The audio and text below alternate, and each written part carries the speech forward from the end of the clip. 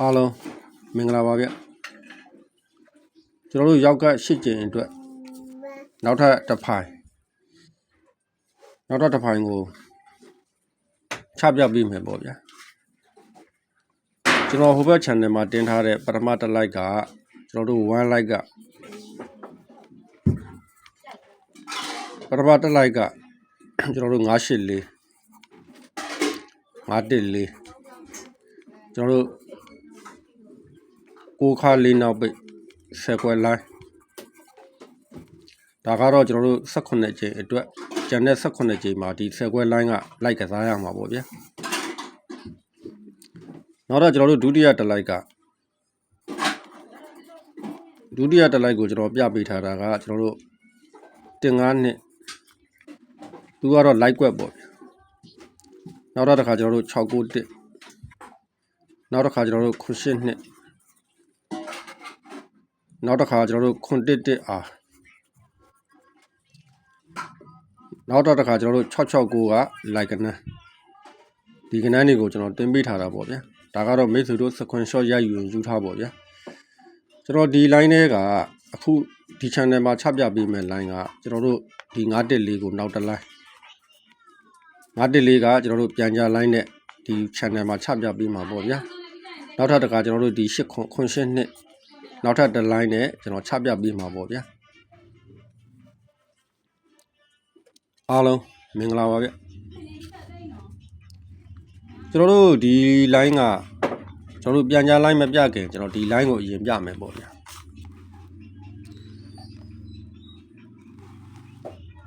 ကျွန်တော်တို့38ခွန်သူ့ရဲ့ဒီဘက်သားမှာ2ခွန်2 38ခွန်2ခွန်2ကျွန်တော်တို့ဒုတိယတစ် line က83ခွန်သူ့ရဲ့ဒီဘက်သားမှာ2ခွန်2ဒီလိုအတူရှိတာပေါ့ဗျာကျွန်တော်တို့ဒီ38ခွန်2ခွန်2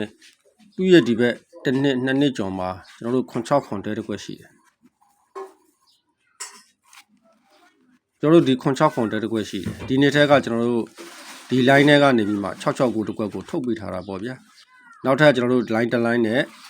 ဒီ38ခွန်2ခွန်နဲ့ထောက်နဲ့ဒီ4ခွန်လေးတစ်ခွက်လိုက်ကစားဖို့ရှိတယ်ပေါ့ဗျာကျွန်တော်တို့ဒီ38ခွန်သူ့ရဲ့ဒီဘက်ကောင်းမှာ2ခွန်2အဲ့ဒီ2ခွန်2က2ခွန်2ရဲ့အောက်ကဒီ4ခွန်4အဲ့ဒီ4ခွန်4ကသူ့ရဲ့ဒီဘက်တစ်နှစ်2နှစ်ကျော်မှာကျွန်တော်တို့ခွန်လေးတစ်ခွက်လိုက်ကစားပေးရမှာပေါ့ဗျာကျွန်တော်တို့ဒုတိယတစ် line ကကျွန်တော်တို့ဒီ83ခွန်သူ့ရဲ့ဒီဘက်ကောင်းက2ခွန်2 83ခွန်နဲ့2ခွန်နဲ့အတူရှိတာပေါ့ဗျာအတူရှိတဲ့သူ့ရဲ့အောက်ကကဏ္ဍဒီ8ခွန်2အဲ့ဒီ8ခွန်2ကသူ့ရဲ့ဒီဘက်တစ်နှစ်2နှစ်ကျော်မှာကျွန်တော်တို့ဒီနေရာမှာကျွန်တော်ကစားမယ်ပေါ့ဗျာကျွန်တော်တို့ဒီ line ကဒီ line 2 line ကွဲထားတာပေါ့ဗျာကျွန်တော်တို့38ခွန်နဲ့2ခွန်ကအတူရှိတယ်လို့နောက်တစ်ခါကျွန်တော်တို့ဒီဘက်မှာဒီ195နှစ်ထဲမှာကျွန်တော်တို့991နဲ့ဒီ991နဲ့2ခွန်2နဲ့ဒီလိုအတူရှိတယ်ပေါ့ဗျာနောက်ထပ်တစ် line ကကျွန်တော်တို့ဒီ2ခွန်2နဲ့919နဲ့အတူရှိတယ်ပေါ့ဗျာအဲ့ဒီအတူရှိတဲ့ထဲမှာကျွန်တော်တို့2ခွန်2 991နဲ့အတူရှိတဲ့နှစ်ထဲမှာသူက83ခွန်တဲတစ်ခွက်ရှိတယ်နှစ်ဦးမှာကျွန်တော်တို့195ပေါ့ဗျာနောက်တစ်ခါကျွန်တော်တို့ဒီ2ခွန်2နဲ့919ရဲ့နှစ်ထဲမှာသူ့ရဲ့နှစ်ထဲမှာကျွန်တော်တို့ဒီ83ခွန်တဲတစ်ခွက်ရှိတယ်ပေါ့ဗျာ83ခွန်တဲတစ်ခွက်ရှိတယ်ကျွန်တော်တို့နှစ်ဦးမှာ159ရှိတယ်ပေါ့ဗျာ line တော့မတူဘူးမရောနဲ့ပေါ့ဗျာကျွန်တော်တို့2ခွန်2နဲ့919နဲ့ကအတူ83ခွန်နဲ့2ခွန်နဲ့ကအတူဒီလိုအတူရှိတဲ့ line တွေတဲကဒါကနန်းကိုခွဲကစားတာပေါ့ဗျာဒီကျွန်တော်ပထမကျွန်တော်တို့ဒီ line က2ခွန်2 991 83ခွန်သူ့ရဲ့ဒီဘက်ဘေးကကနန်းတစ်ခွက်က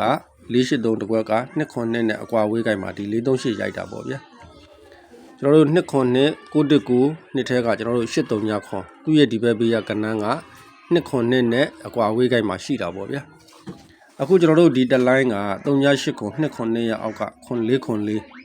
4ခွန်4ကသူ့ရဲ့ဒီဘက်တစ်နှစ်2နှစ်ကျော်မှာကျွန်တော်တို့ဒီနေရာမှာထွက်တာပေါ့ဗျာနောက်ထပ်တစ် line ကကျွန်တော်တို့ဒီ2ခွန်2 ရှစ်တုံညာခွန်နှစ်ခွန်နှစ်ရဲ့အောက်ကရှစ်ခွန်နှစ်ကသူ့ရဲ့ဒီဘက်တစ်နှစ်နှစ်နှစ်ကျော်မှာကျွန်တော်တို့ဒီနေရာမှာဖန်ကစားထားတာပေါ့ဗျာကျွန်တော်တို့ဒီလိုင်းကတုံညာရှစ်ခွန်နှစ်ခွန်နှစ်ရဲ့အောက်က၄ခွန်လေးတစ်နှစ်နှစ်နှစ်ကျော်မှာကစားတော့မယ်ဆိုလို့ရှိရင်သူ့ရဲ့ဒီဘက်ရင်ဆိုင်မှာကျွန်တော်တို့ခါ3လုံး30ခါ3လုံး30သူ့ရဲ့အပေါ်မှာကျွန်တော်တို့နောက်ပိတ်3လုံးပေါင်းခြင်း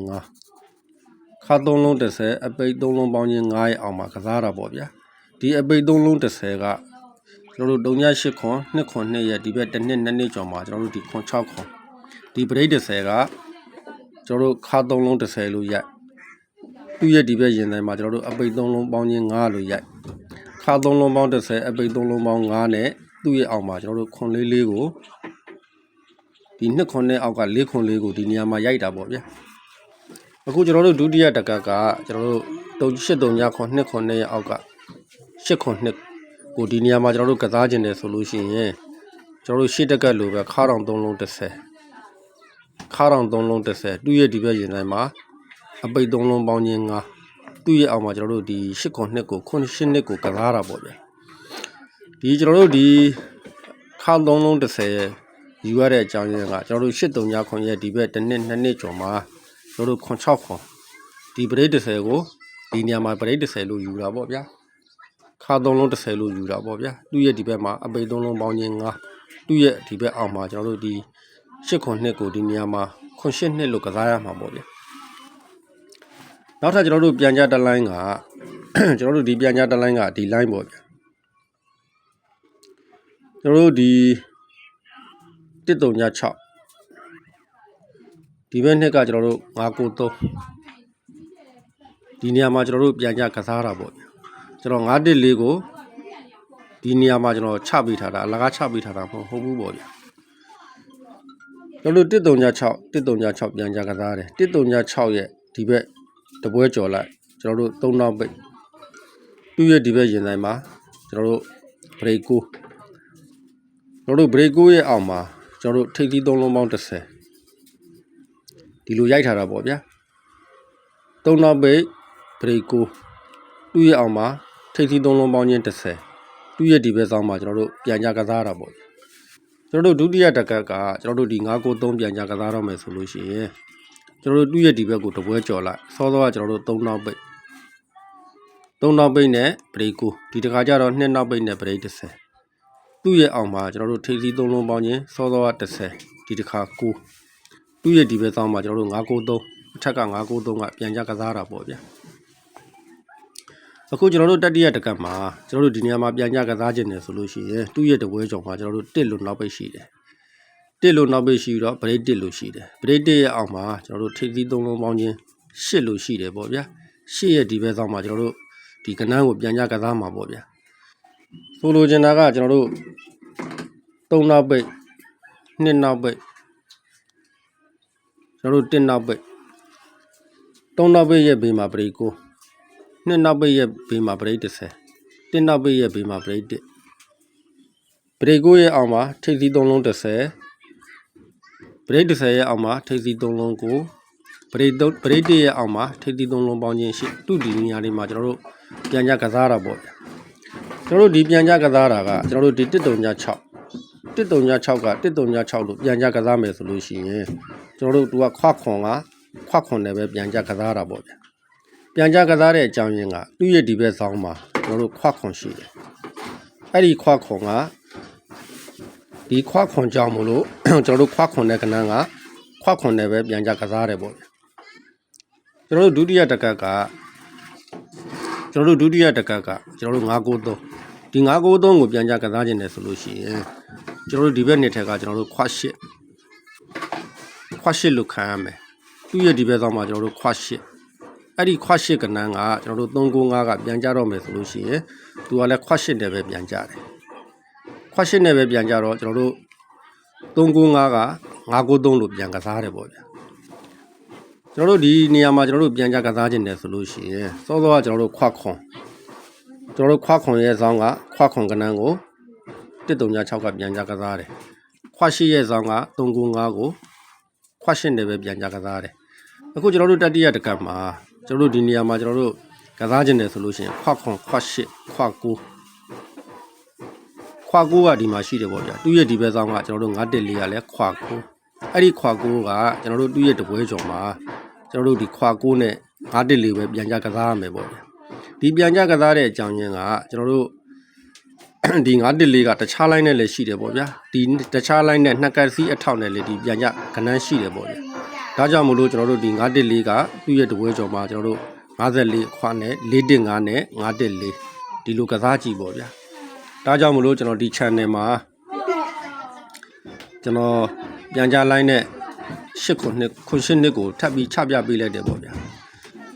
ကျွန်တော်အဓိကထားပြီးကစားမှာကကျွန်တော်တို့2019တဲ့ကကနန်းဒီကနန်းကတော့ကျွန်တော်တို့မန်ပါဝင်တဲ့လူတွေပဲဒီ line ကတော့ကျွန်တော်ပြပေးလို့ရမယ်ပေါ့ဗျာကျွန်တော်တို့ channel မှာတော့ဒီ line ကချပြပေးလို့မရဘူးပေါ့ဗျာဘာကြောင့်လဲဆိုလို့ရှိရင်သူတို့ကလည်းကျွန်တော်တို့အားလုံးကို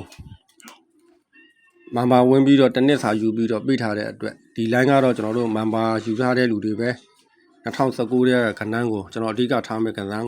ကိုသူတို့ပဲကြည့်ရမယ်ပေါ့ဗျာအားကြောင့်မလို့ကျွန်တော်တို့ဒီချပြပေးထားတဲ့ line တွေထဲကနေပြီးမှမိတ်ဆွေတို့နှစ်သက်တဲ့ကနန်းကိုရွေးထုတ်ပြီးတော့ကစားပေါ့ဗျာဒါကတော့ကျွန်တော်ရဲ့အမြင်ကျွန်တော်ရဲ့ယူဆချက်နဲ့မိတ်ဆွေတို့ကိုချပြပေးတာပါဗျကျွန်တော်ရဲ့ဖုန်းနံပါတ်က29905896ဒါကတော့ကျွန်တော် Viber 3နဲ့ဖုန်းနံပါတ်ပေါ့ဗျာအားလုံးကံကောင်းကြပါစေကိုလက်ပါဗျ